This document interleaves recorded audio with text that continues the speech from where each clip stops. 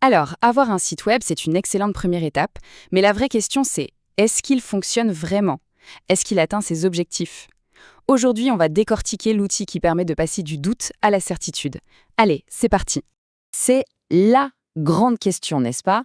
Celle que tout créateur, que tout entrepreneur finit par se poser.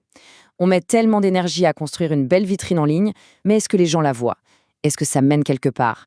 C'est une incertitude qui peut être vraiment pesante. Et voilà, on touche au cœur du problème. Lancer un site sans analyser ce qui s'y passe, c'est littéralement naviguer à l'aveugle.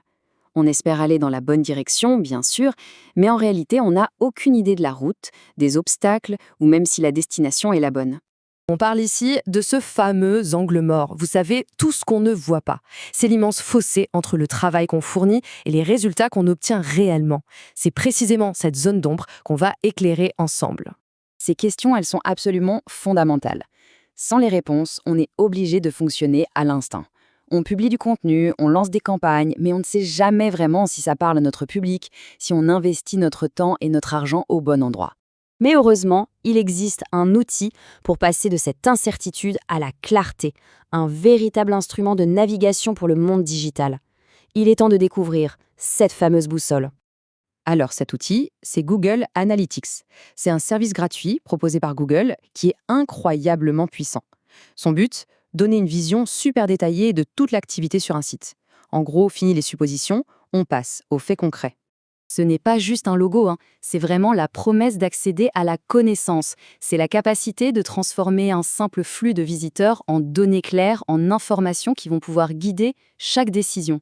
Pour bien comprendre, l'analogie de la boutique est parfaite. Votre site n'est plus une sorte de boîte noire.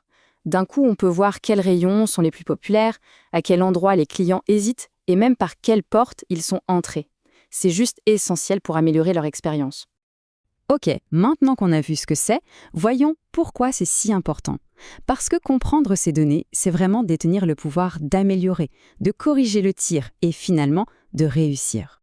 C'est une règle d'or dans tellement de domaines et le web n'y échappe pas. Sans mesure, toute amélioration n'est que du hasard, un coup de chance.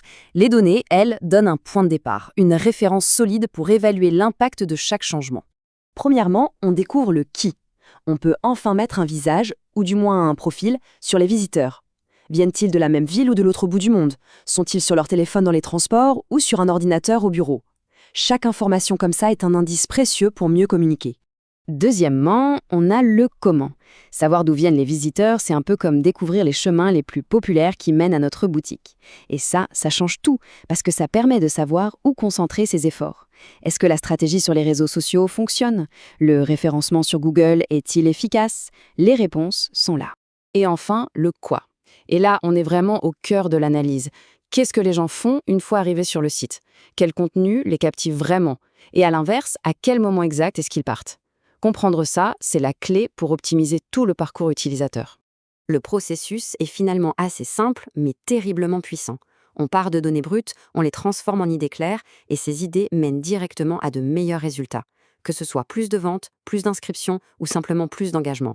Bon, alors, comment on passe de la théorie à la pratique? On pourrait se dire que ça doit être super technique, mais en réalité, c'est devenu très accessible. Voyons comment s'y prendre. C'est vraiment aussi simple que ça. On crée un compte, on enregistre son site, on copie un petit bout de code et on vérifie que ça marche. En quelques minutes, la boussole numérique est activée et elle commence à collecter des informations précieuses. Et là, c'est le point qui va rassurer beaucoup de monde. Pour la plupart des plateformes modernes comme WordPress, Shopify ou Wix, il n'y a même pas besoin de toucher une seule ligne de code. Il y a des réglages intégrés ou des plugins tout simples qui font tout le travail. C'est vraiment à la portée de tous. On arrive donc à la fin de cette présentation, et ce qu'il faut vraiment retenir, c'est la transformation fondamentale que cet outil propose. C'est un véritable changement de perspective. C'est ça, au fond, toute la promesse de Google Analytics. Chaque décision stratégique, chaque nouvelle idée de contenu, chaque euro dépensé en pub, tout peut désormais être basé sur des faits et non plus sur de simples intuitions. Il faut vraiment le voir comme le tableau de bord de sa voiture. Il indique la vitesse, le niveau de carburant, si tout fonctionne bien. Sans lui, on risque la panne. Avec lui, on peut aller très, très loin et en toute confiance. Et pour finir, une petite question à méditer. Chaque visiteur laisse des traces, des indices. Bref, il raconte une histoire. Google Analytics, c'est juste l'outil qui permet de lire cette histoire. La question, c'est, est-on prêt à l'écouter?